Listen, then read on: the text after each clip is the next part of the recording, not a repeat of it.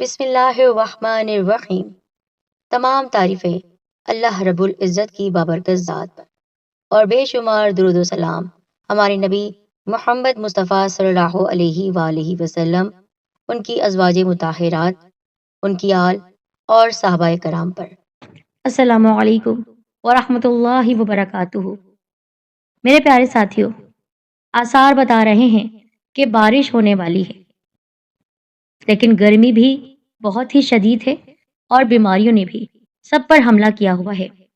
تو اگر میں آپ کو بتاؤں کہ ہمارے پیارے نبی صلی اللہ علیہ وآلہ وسلم نے اللہ پاک کی قسم کھا کر فرمایا ہے کہ جو کوئی بارش کے پانی پر یہ وظیفہ پڑھ کر پانی پیے گا، اللہ اسے ہر لا علاج بیماری سے شفا دے گا انشاءاللہ۔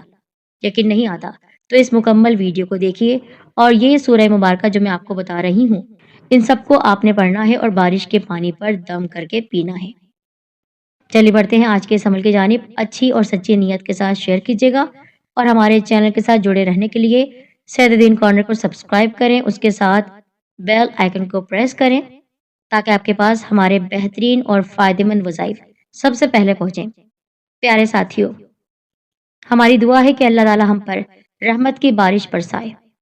اب چونکہ آثار بتا رہے ہیں کہ تقریباً ہر ملک میں بارش ہونے والی ہے، ہو بھی رہی ہوگی، تو جہاں جہاں بارش ہو رہی ہے ان لوگوں کے لیے میں یہ بات کہنا چاہتی ہوں کہ آپ بارش کے پانی کو کر لیجئے جمع، اور آپ نے اس بارش کے پانی پر باوضو ہو کر 70 مرتبہ سورہ فاتحہ، پھر 70 مرتبہ سورہ اخلاص، پھر 70 مرتبہ آیت الکرسی پڑھنی ہے، اور پھر 70 مرتبہ آپ نے سورہ کافرون، سورہ فلق، سورہ ناس پڑھنی ہے۔ پانی پر دم کرنا ہے، اور پھر آپ بارش کے اس پانی کو 7 حصوں میں تقسیم کر لیجئے۔ ہر روز فجر کی نماز کے بعد 7 دنوں تک یہ پانی آپ کو مریض کو پلانا ہے، اور پھر سب سے آخر میں آپ نے سورہ کافرون، سورہ فلق، سورہ ناس پڑھنی ہے 70 مرتبہ۔ پھر آپ نے وظیفے کا اختتام کرنا ہے درود پاک کے ساتھ۔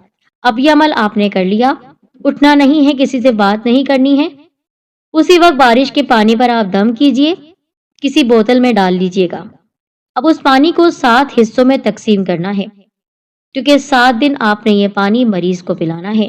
ہر روز فجر کی نماز کے بعد آپ نے 7 دنوں تک وہ پانی مریض کو پلانا ہے۔ اگر خود مریض ہیں تو آپ یہ پانی پی لیجئے، اللہ تعالیٰ کی ذات شفا عطا فرمائے گی انشاءاللہ تعالیٰ۔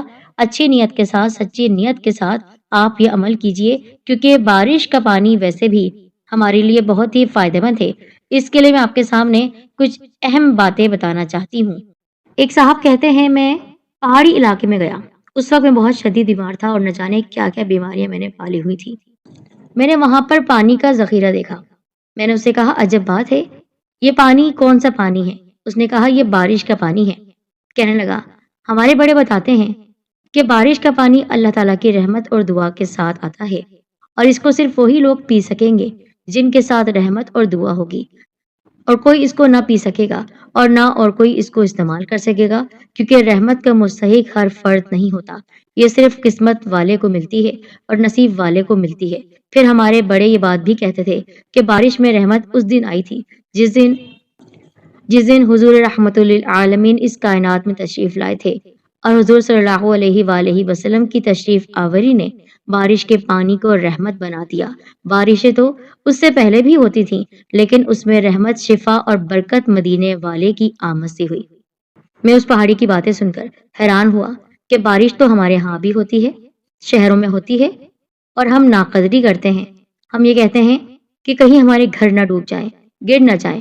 امیر خوش ہوتے ہیں، چلو ہمارے گھر دھل جائیں گے، ہمارے باغیچے پھلوں اور پھولوں سے سج جائیں گے، لیکن جو بارش میں شفا میں نے سنی وہ کبھی نہ سنی، نہ سوچی، نہ پڑھی، نہ دیکھی، نہ گمان خیال میں، نہ احساس ادراک میں۔ وہ صاحب کہنے لگے، میرے دل میں آیا کہ میں کچھ دن مزید یہاں رہوں، کیونکہ ان سے میرا تعلق بہت گہرا تھا۔ مزید رہنا ان کی خوشی کا ذریعہ تھا، نہ کہ ان کی پریشانی کا۔ بس میں نے وہاں سے اپنے آپ کو بارش کے پانی کے حوالے کر دیا۔ پھر میں نے وہاں پر صحت مند غذا کھائی۔ بس دن رات میرا کھانا جو کا دلیا اور پینا بارش کا پانی تھا۔ بارش کا پانی میں نے بہت زیادہ پیا، اور آپ یقین کریں گے 2 ہفتے میں وہاں پر رہا۔ میرے ساتھ ایک چھوٹا سا بیگ تھا جس میں طرح طرح کے رنگ برنگی دوائیں تھیں. نہ معلوم کتنی ایمرجنسی کی ادویات وہاں پر موجود تھیں کہ گاؤں اور دیہات ہے. اچانک کچھ ہو گیا تو اس کے لیے دوائی رکھ لی. اچانک اگر دل کا مرض ہوا تو اس کے لیے ایک اور دوا. اگر کوئی چوٹ لگ گئی تو یہ چوٹ کی دوا. نہ جانے کتنی ادویات اپنے ساتھ رکھ لی. لیکن بارش کے پانی نے مجھے یہ سوچنے پر مجبور کر دیا کہ مجھے کسی دوا کی اب ضرورت نہیں. میں نہایت صحت مند ہوں اور تندرست ہوں. میری طاقت، میری صحت، میری تندرستی سب کچھ بحال ہو گئی ہے. آپ یقین نہیں کریں گے، مجھے محسوس ہو رہا تھا کہ میں 58 سال کی عمر میں پھر سے 18 سال کی عمر میں چلا گیا. اے کاش میں اس سے پہلے بارش کے پانی سے فیض یاب ہو جاتا. اس لیے آپ سب سے کہہ رہا ہوں کہ بارش کے پانی کو شفا یابی اللہ تعالیٰ نے عطا کی ہے، اور ہمارے نبی صلی اللہ علیہ وآلہ وسلم کی آمد ہمارے لیے تحفہ ہے. بارش بھی ہمارے لیے تحفہ بنا کر پیش کی جاتی ہے. عذاب تو ان پر آیا ہے جنہوں نے اللہ تعالیٰ کی نافرمانی کی ہے.